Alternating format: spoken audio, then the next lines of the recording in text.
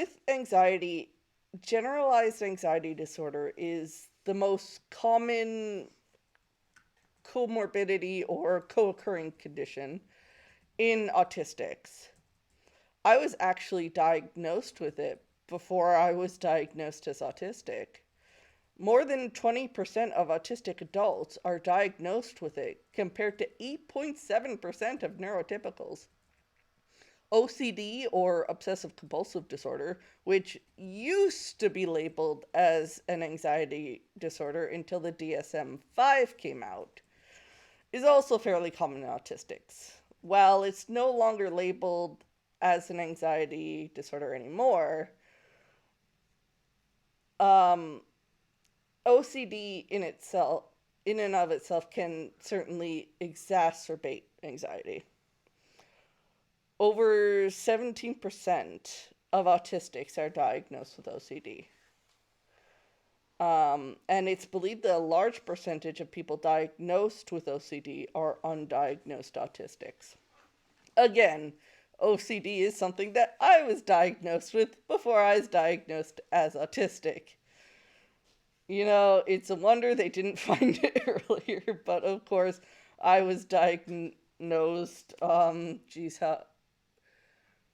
2000 and, oh my gosh, I gotta do math, 13? Yeah, 2003. So a while ago.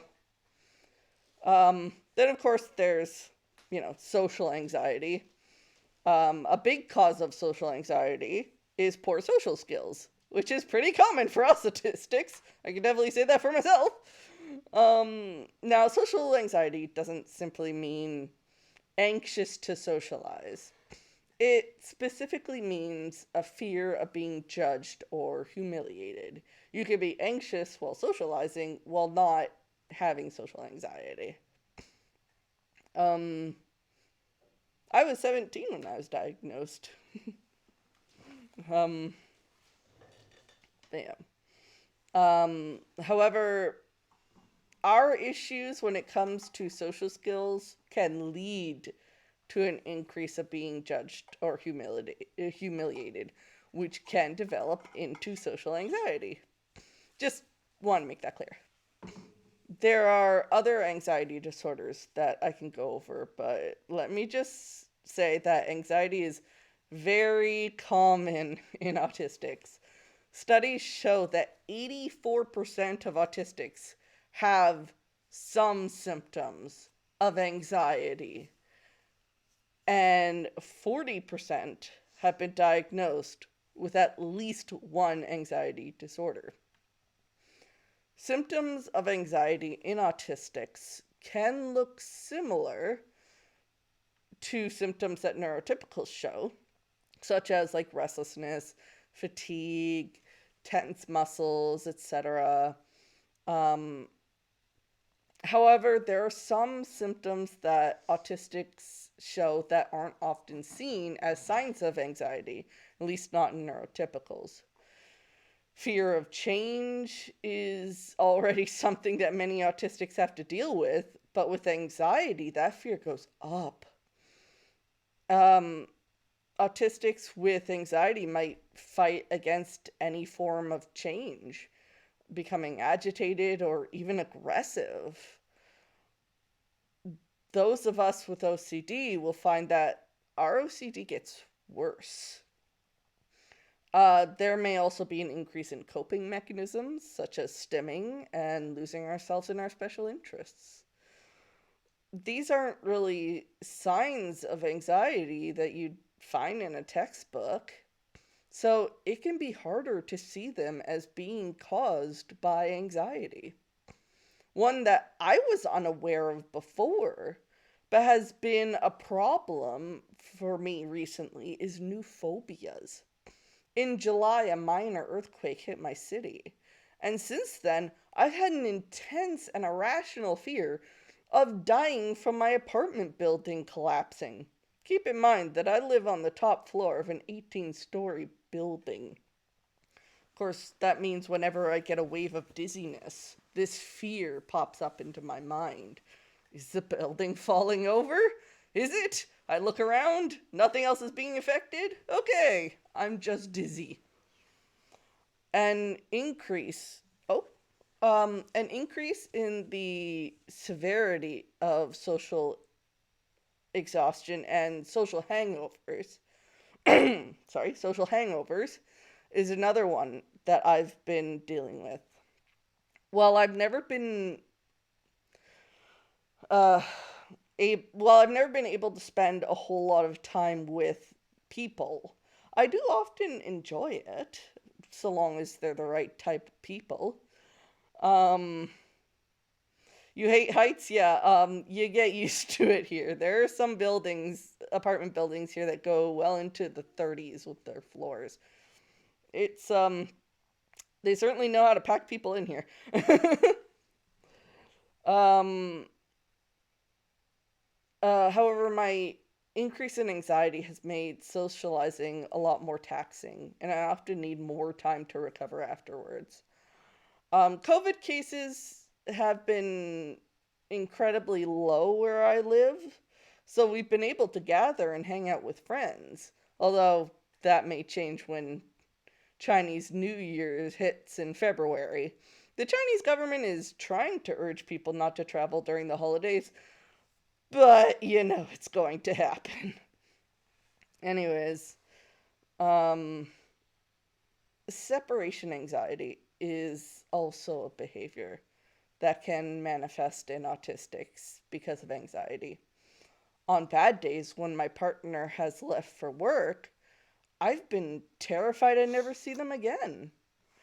That somehow they die that day, which would just make me panic anytime they took especially long to text back, even though they're a teacher and they can't text me whenever they want. But the rational mind doesn't really have power when anxiety takes over. Much like with depression, anxiety and autistics can be difficult to diagnose. One reason is, again, like with depression, there are overlapping symptoms. Obsessive behaviors, having trouble concentrating, and difficulty sleeping can be caused by both autism and anxiety. Justin, what about rejection sensitive disorder? I don't think I've ever dealt with that. It's something I'd have to research. But yeah, rejective sensitive disorder, that can definitely set off anxiety. Um, there's also the issue of non speaking autistics who might not be able to communicate their anxiety. So they end up acting out. Um, since it's not really a symptom one thinks of when thinking of anxiety, it may take a long time before people realize what the root cause of their acting out is. Um, then there's just not being able to recognize or put words to the feelings. I know there's a term for that where you can't actually, like, you can't put words to your emotions. You're feeling emotions, but you don't know how to describe them. You don't know how to identify them. There is a word for it. I just can't remember what it is right now. Um, Honestly, if my partner hadn't been suffering from anxiety for months before my anxiety hit, thanks to COVID, it may have taken longer to realize what I was going through. It took until I started having panic attacks for me to realize that things had gotten that bad in the first place. Oh, excuse me.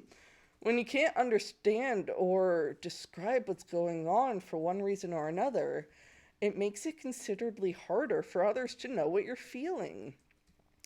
Honestly, if I'm a lot better at explaining my emotions now, mostly because, well, I married an English teacher. It's sort of, I'd be like, I'm feeling things, but I don't know what they are, and it's just, they would help me find the words, sort of okay, is it like this? Can you describe it? No. Okay, what about this? Is it like this? Just working through it. And over the years, it's actually really helped me with being able to describe what I'm feeling. Um, Not only that, um, like, anxiety is often like diagnosed with questionnaires and interviews, but so often these are geared towards neurotypicals. Researchers are working on methods of how to identify and diagnose anxiety disorders when it comes to autistics. As more information comes out as to how autistics show anxiety, the easier we'll get to diagnose it. Um, on, excuse me, tickle in my throat. On the other hand, when it comes to anti anxiety medications and how they affect autistics, there's significantly less information on that. Only small studies have been done, and the conclusions have mostly been that these medications should be used on a case by case basis, since we tend to have completely different or very negative reactions to anti anxiety meds than expected. Again, a lack of research is a big problem here. While I know that medication works differently for everyone, and that it can take time to find the right medication for someone, whether autistic or not, it seems that our reactions to these medications are more wildly unpredictable. It seems that when on anti anxiety medication, autistics tend to be more hyperactive, impulsive, or develop insomnia, or worse, insomnia if they already have it. Usually, selective serotonin reuptake inhibitors, bleh, uh, or SSRIs, are the first type of medication used to help treat anxiety. But they only seem to be modestly effective with high rates of negative effects.